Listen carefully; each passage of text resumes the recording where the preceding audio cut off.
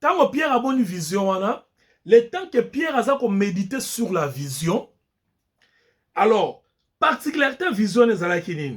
Et seulement, Nzambalinga ko introduire Pierre à l'ongwana monde du judaïsme, à l'ongwana connaissance ya loi, à l'ongwana légalisme, c'est-à-dire dans 5 lois, 5 livres de Moïse, à limiter Nzambete par rapport à 5 livres de Moïse, mais à introduire rien dans le monde ya ba païen. Parce que ça, c'est le temps des païens. Quand nous parlons de la dispensation de la grâce, quand nous parlons de la dispensation de l'Église, nous parlons du monde païen. C'est-à-dire, c'est le temps où Dieu a jugé bon, à le reste de son peuple, le peuple qui est akelaki, au bazaki libanda Israël, au bazaki ba païen, au bazaki ba nation, à bango, à kotisa bango, ba sangana na Israël. Pour bakoma auto bengi église, bakoma corps moko en Jésus-Christ. C'est ça la vision de Dieu. Mais Pierre n'était pas dans cette logique. Pierre n'était pas dans cette vision. Il y a un nzamba lingaki qui a la qui sa vision à comprendre que Pierre, le moment est venu pour toi pour que tu puisses prendre conscience que ozokota na monde ya bato mosoko kutana bango, bato mosoko lia na bango, bato mosoko sola na bango, baza nécessairement te kaka ba yuda lokola yo, mais baza pe bato o bazaki ba païen, mais nzambe assez accepté bango.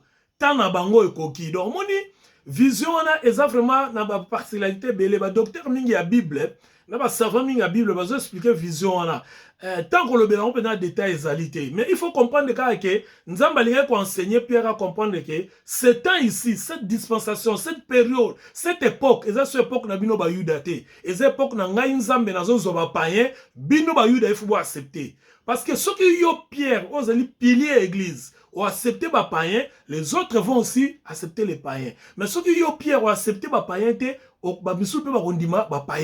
d'ailleurs, voilà la raison pour laquelle il faut la qui ça ok, biloko on a déclaré pur, yoko lo bate que ça suye. Ba païen o yo ngana moni bango ke tango na bango koki, yoko boya bango te. Parce que nganzambe na moni tango na bango koki, pe nganzambe mtoraza la pouvoir sur bango.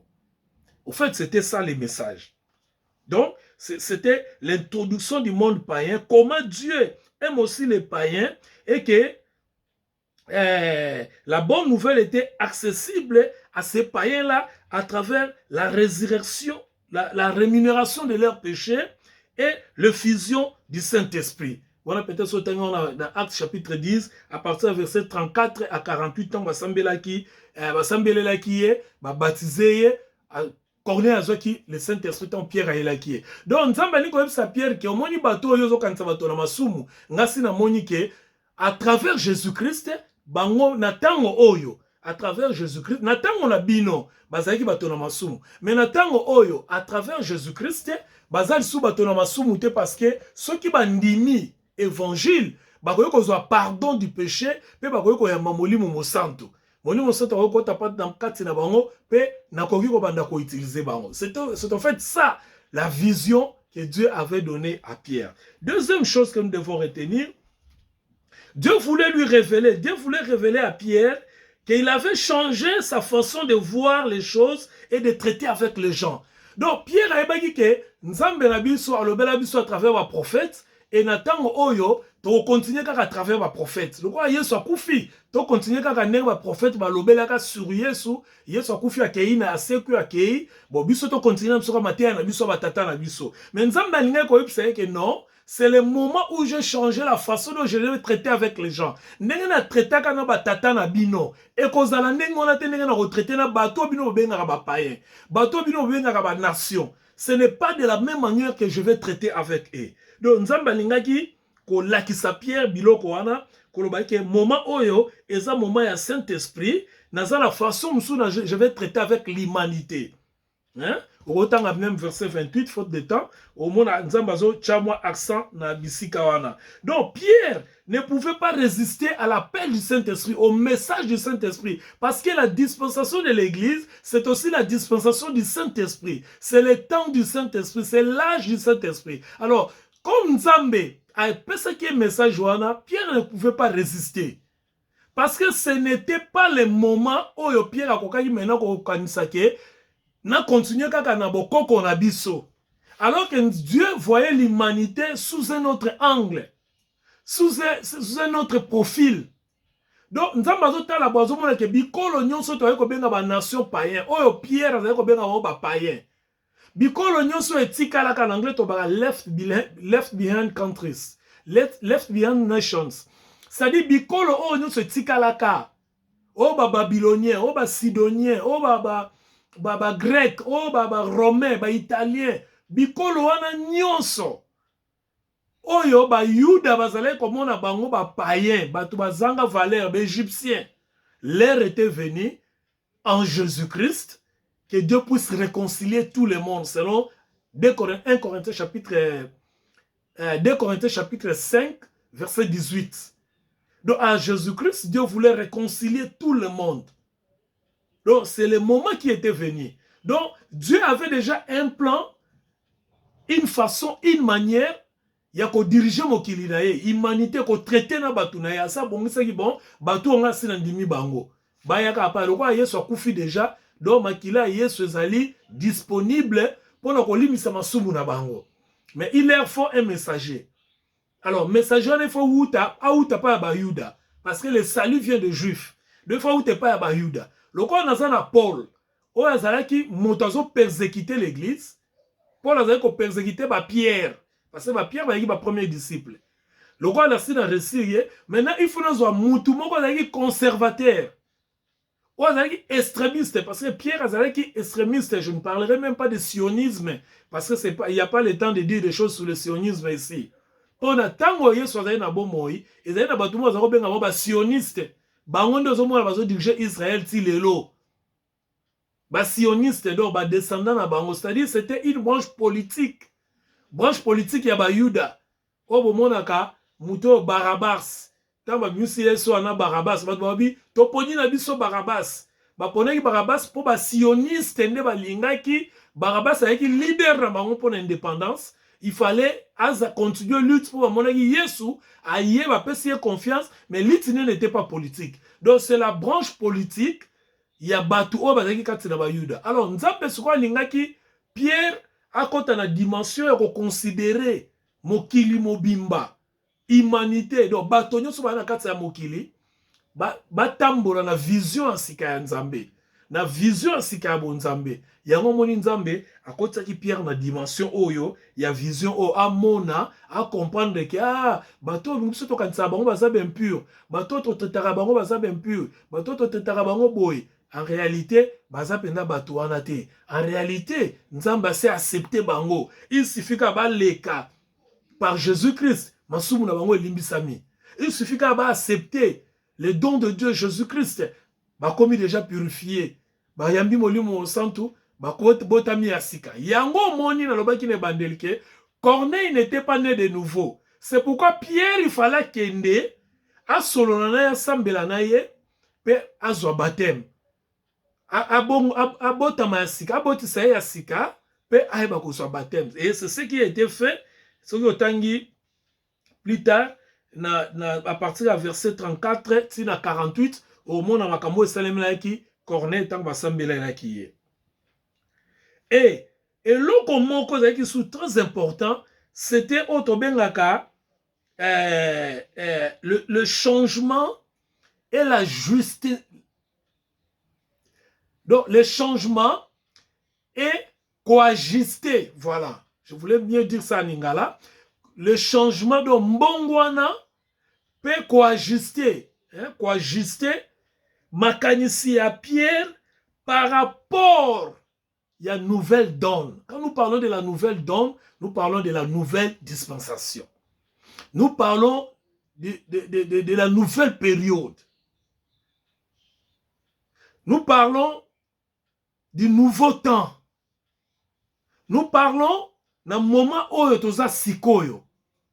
C'est-à-dire, au-delà de tout ce que Pierre avait vécu avec le Seigneur, au-delà, vous allez vous souvenir que le Seigneur n'a pas prêché beaucoup, n'a pas beaucoup prêché sur l'Église, n'a pas beaucoup prêché sur la dispensation, parce que la mission du Seigneur, c'était le salut.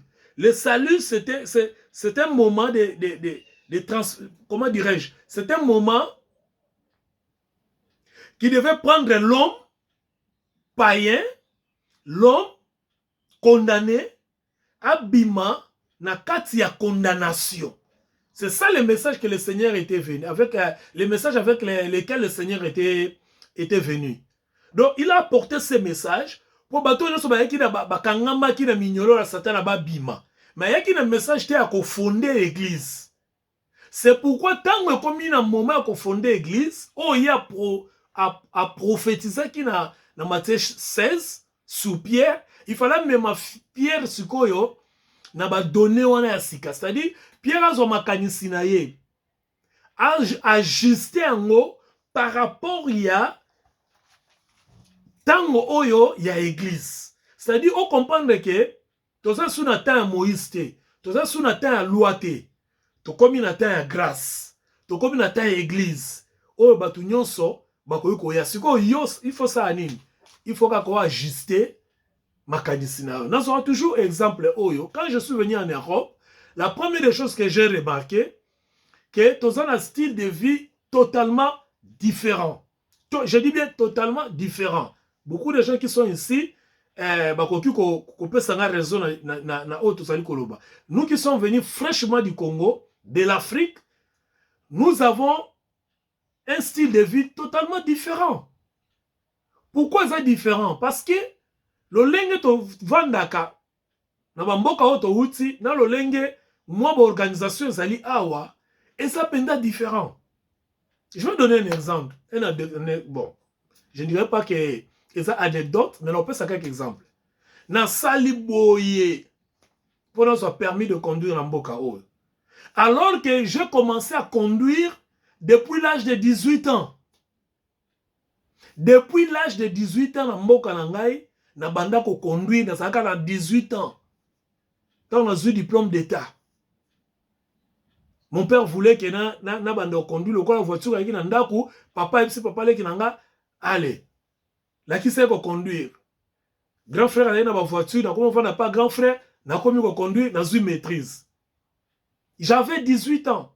Na bimi, na keli banda mboka, na banda na conduire. Ba mboka presque nyo sur la tambola en Afrique, ba Nigeria, na Rwanda, na Kumba, na Uganda, na Kenya, ainsi de suite. Moi, ba mboka belé na tamsa mutoka. Je conduisais bien. Selon méthode, selon style nabiso. Mais lorsque je suis venu ici, pour avoir permis de conduire, parce que ici tu ne peux pas conduire sans permis. Sans permis, c'est au conduire.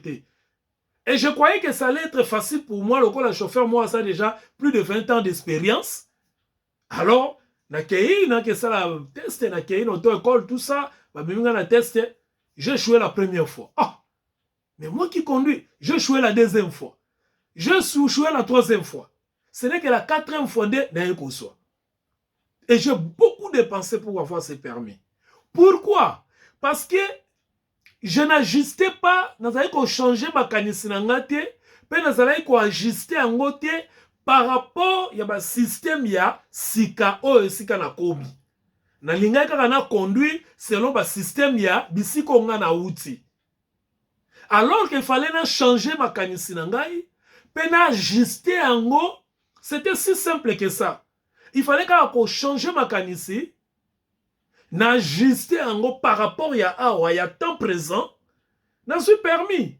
Mais si on a dit ça là, par rapport à le lingue de Tambusaka. Le quoi n'est pas que moi j'ai conduit il y a longtemps. Bon, na kende. Na keka na malembe la zumo ba leso mo mike papa. Là que nous ça l'examen le bosobo il a échoué. Parce que nous avons conduire selon bisika na outil. Deuxième fois, je dépensais l'argent, tout ça, papa, n'a échoué. Troisième fois, papa. Troisième fois, quand nous avons eu moi conscience. Alors, tant nous avons conscience, nous avons s'adapter moi moukier. Mais erreur, moi erreur, moi moukier. Pouf, n'a échoué. Quatrième fois, dans 8 ans. Je dit non, j'ai pris quelqu'un. Il est venu avec moi, j'ai acheté une voiture, tout le temps pour l'année à Zola Kisangai, Tala Abasala Kaboy. Ah, d'accord. Donc, je commençais d'abord à changer mes pensées et à ajuster en même temps mes pensées par rapport à la nouvelle donne. C'est ce que Dieu voulait que Pierre akota. C'est-à-dire, alongwa na makanisi na ye ajuster yango na makambo oyo ya sika. Pourquoi? Parce que makambo ya kala est comme obsolète. Obsolète veut dire eza lisusu na raison d'être te. Donc la loi est comme obsolète. C'est ça sous la raison d'être te na tango oyo. Malheureusement, si le lo batoazote ya kaka loi. Alors que même Nzambe, le Seigneur voulait que Pierre atika loi, Pierre a bon que loi est obsolète, donc quand on a ajasika, mais malheureusement, si les lois dans l'église, il y a encore des légalistes. Mais voyez-vous vraiment, qu'est-ce que nous allons dire? Ce qui Pierre, ou azalaki na Yesu, étant que juif, étant que légaliste, Nzamba zo longola e amema na monde ba païen. Ce qui Paul, ou azalaki légaliste, extrémiste même, terroriste. Nzamba longola amema na monde ba païen. Mais yona ngai lelo bozo zongela ka makambu ya ba légaliste. Ancien Testament, Ancien Testament, Ancien Testament. Voilà où est-ce que l'ignorance nous amène. Alors que le Seigneur voulait que Pierre a ajusté ma pensée naïe pour na ko mema ma nouvelle donne. Les animaux, les oiseaux, les magorodo, biloko nyonso ya salite au Pierre abonaki na vision, ezali na ko représenter ba païen na ba juif oyo jusque là. Donc, ils ont représenté d'abord ba païen au bazali ko vivre sans loi, ba on dit bazali sale. Et de l'autre côté, vous avez représenté les juifs, au bazala qui considérait le kola, descendant bato ensemble, le peuple choisi de Dieu. Alors que Napuana, tope Lambawana, ou Utaki Likolo, attaché à quatre causes, vous avez représenté l'église, qui est le lieu de la sainteté, les lieux qui sanctifient les gens. Aujourd'hui ou hier, je ne sais pas, je lisais quelque part dans Corinthiens, je crois, dans Corinthiens, dans 1 Corinthiens, je crois, chapitre 2, je méditais quelque part, dans mon très intéressant, on va parler sur l'église, comment est-ce que nous sommes sanctifiés dans l'église. C'est l'église, c'est dans l'église qu'il y a la sainteté. Moutata zalaki païen, soka une église, ayambi la parole, ayambi Christ Davinae. Il devient saint. Il ne devient pas saint par rapport à ses œuvres, mais il devient saint par rapport à la foi qu'il met au Fils de Dieu qui a sanctifié tout le monde. Alléluia. Et il doit vivre selon les messages.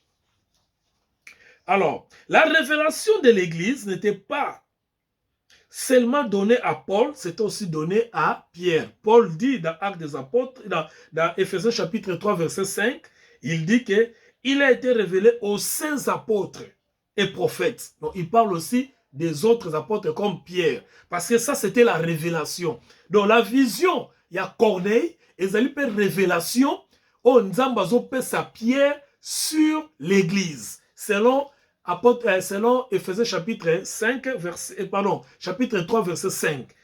Paul Azali Koloba. Donc, la révélation de Pierre, ils avaient dans deux dimensions. Les païens.